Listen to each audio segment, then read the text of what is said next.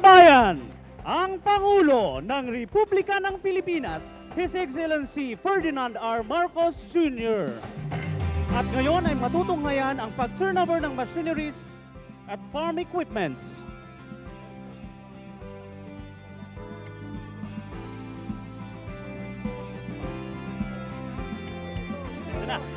Mula sa Department of Agriculture, mamamahagi po ng hauling truck, four-wheel drive tractor, and multi-commodity thresher at corn mill.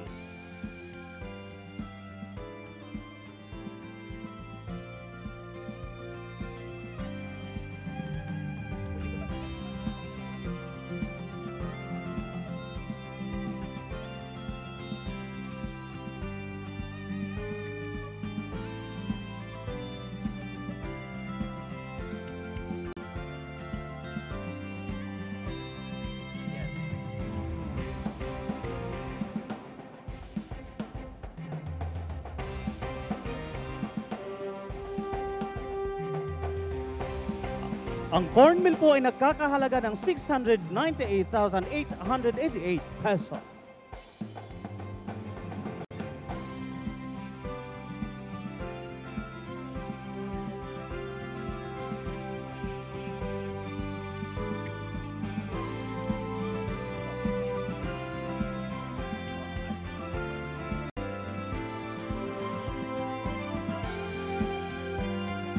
Mamamahagi din ng DA ng Certificate for Rice Competitiveness Enhancement Fund Seeds na nagkakahalaga ng 20.9 million pesos at credit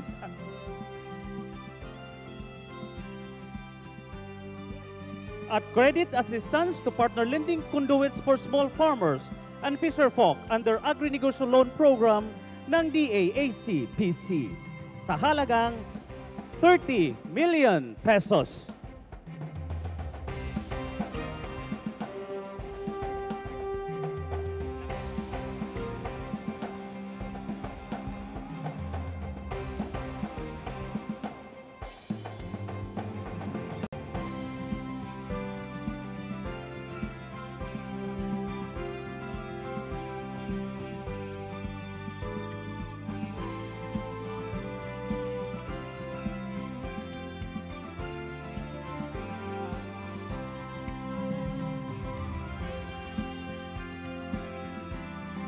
Mula sa Bureau of Fisheries and Aquatic Resources naman ay mamamahagi sa Surigao del Sur ng isang bamboo cage project sa ilalim ng kanilang National Bangos Development Program na nagkakahalaga ng 300,000 pesos.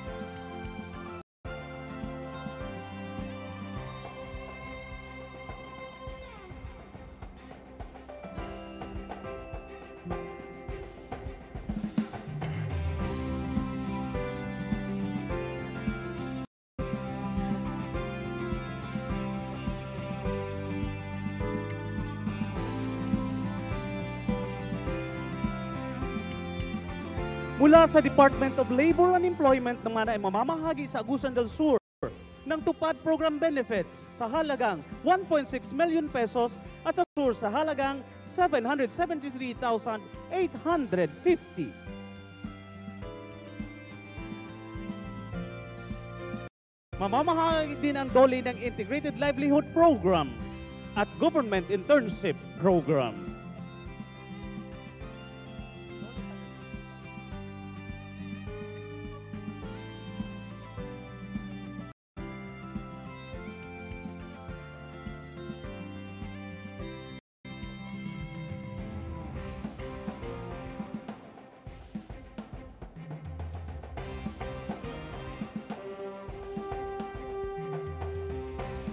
Mula sa DTI, mamamahagi ng SSF on mini crude oil processing sa halagang 1.6 million pesos at SSF on virgin coconut oil processing sa halagang 613,600.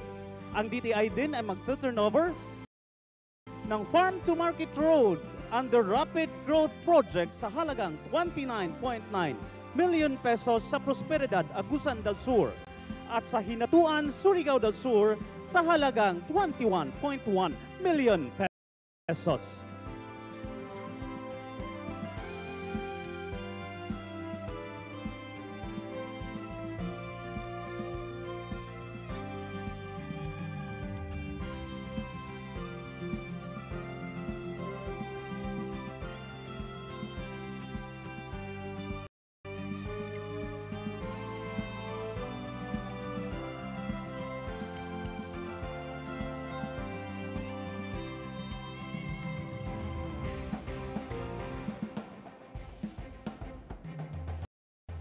Ang TESDA naman ay mamamahagi sa Surigao del Sur ng Training Support Fund para sa 283 beneficiaries na nagkakahalaga ng 1.2 million pesos. Starter toolkits on shielded metal arc welding NC2 sa ilalim ng STEP Scholarship Program na nagkakahalaga ng 375,000 pesos. At ang Training Support Fund na nagkakahalaga ng 350,000 para sa Agusan del Sur.